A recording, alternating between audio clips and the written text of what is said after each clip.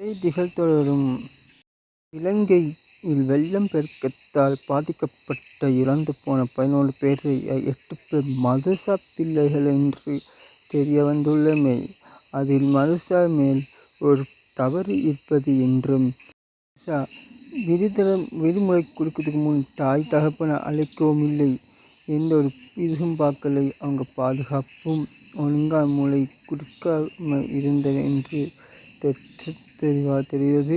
அவங்க இந்த மதுசா நல்ல ரூட் ஒன்று சுற்றி போகிறதுக்கு ஒரு ரூட் இருந்தும் அவங்க இந்த பாதை ஒழுந்த பாதையில் போனதினால் தான் 8 மௌலவிகள் சிறுவர் இளைஞர் மௌலவிகள் பலியாகி உள்ளார் என்றும் தெரியப்பட்டுள்ளமை.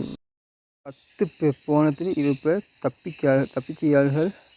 அதில் 2 பேர் மௌலவி ஒரு சாதாரண ஒரு மனிதரை மையத்து இன்னமும் கிடைக்கவில்லை என்றுதான் இருக்கிறது.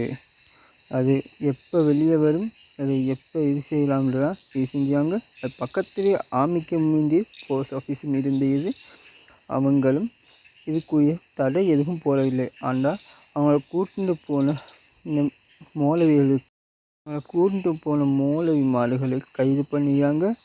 அந்த முக்கியமான நிவாரண பொறுப்பில் இருக்கிற மௌலவிமார்களையும் அவங்க ஆஃபீஸ் மார்களையும் அவங்க கைது பண்ணியாங்க. முதலாவது அவங்க கைது பண்ணுறதுக்கு முந்தி இந்த ஆர்மிக்காரங்களை பார்த்துருக்கணும். ஃபர்ஸ்ட் செகண்ட் இந்த போஸ்ட் ஆஃபீஸ் ஒன்று இருக்கிறாங்க. அந்த போஸ்ட் ஆஃபீஸ் மெயின் ஆஃபீஸையும் அவங்க செக்கிங் பண்ணிக்கணும். ஏன்னா அவங்களுக்கு இங்கே பாதிப்பு இருந்தால் அவங்க இதை கொடுத்திருக்கணும். ரெட் மார்க் கொடுக்காது அவங்க தப்பு. அதில் 8 பேர் இதை 11 பேர் பள்ளியாக பின்னால் தான் இவங்க இந்த ரெட் மார்க்கை கொடுத்துறாங்க. இதில் என்னன்னா 11 பேர்னு சொல்கிறீங்களா, மௌலவி மகள் 8 பேர் தாங்க. இளைஞர் மௌலவிமார்கள், சிறுவர் மௌலவிமார்கள் 8 பேர். அதுக்கு பின்பு ஓட்டின் போல டிரைவர் ஒருத்தர், அதுக்கு பின்னால் 3 பைக் வேறு போய்க்குது. அவங்களுக்கு என்ன நிலைமைண்டு இனிமேல் நாங்கள் பொறுத்துன்னு ஒரு வீடியோண்ட பார்த்துட்டு அடுத்த இதுக்கு போகலாம் வாங்க.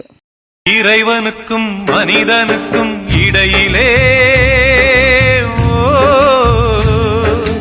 இறைவனுக்கும் மனிதனுக்கும் இடையிலே நடக்கும் ரகசியத்தை இன்னும் எவரும் அறியல.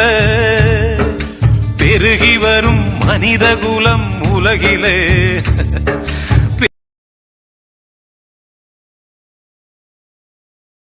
உள்நாட்டு மற்றும் வெளிநாட்டு செய்திகள். ட்ரெயின் விபத்துண்டாக்கினமை உள்ள இருந்த மக்களுக்கு நிலைமை என்ன என்று பார்க்கலாம் அடுத்த காணொலியில்.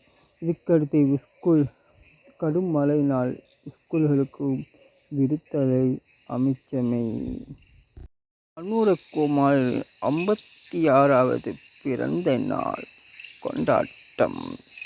இதுக்கு பின்பு 2024ஆம் ஆண்டில் இலங்கையில் முன் தலைவராக இலங்கையை நேர்மை வழியில் நடத்தி கொண்டு மக்களுக்கு முன் வழியை காட்டிக்கொண்டு போறாரு நம்ம அனுரகுமார். இவ்வளவு மழை பெய்ந்து இந்த இலங்கையை தாக்கு பிடிச்சிருந்த அந்த மழை 2 நாளாக வெயில் அடித்தது.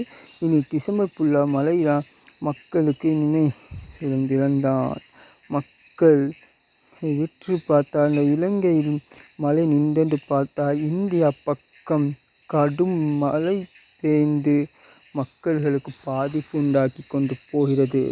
மக்களை பயம், மக்களுக்கு நல்லது செய்வது மக்களை கடத்த தொடங்கிடுவாங்களா என்று பயத்தோடு இன்னொரு பக்கம் இந்து மக்கள் பயந்து கொண்டு இருக்கிறார்கள். இந்தியாவில் உள்ள மக்கள்கள்